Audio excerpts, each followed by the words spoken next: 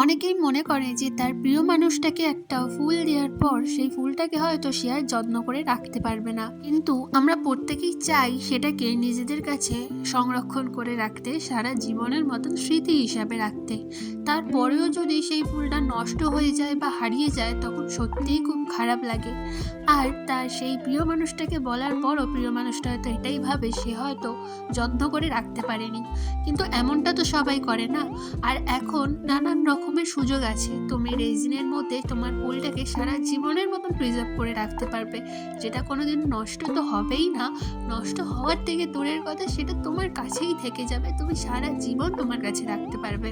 তো ঠিক তেমনই এক দিদিভাই কিন্তু আমাকে তার প্রিয় মানুষের দেওয়া গোলাপ ফুলটা দিয়ে বলেছিল যে আমি আমার প্রিয় মানুষকেই এই গোলাপটা প্রিজার্ভ করে একটা ফ্রেম গিফট করতে চাই, তো তুমি আমাকে যদি সেটা বানিয়ে দাও খুবই ভালো হয়। আর দিদিভাই আমাকে কিন্তু এই রোজগুলো কুরিয়ার করে পাঠিয়ে দিয়েছিল, আর পুরোটাই বলেছিল যে আমার মনের মতন করে কাস্টমাইজ করে দিতে। তো কেমন হয়েছে অবশ্যই জানিও, আর তোমরাও যদি অর্ডার করতে চাও তাহলে আমার সাথে যোগাযোগ করতে পারো। টাটা।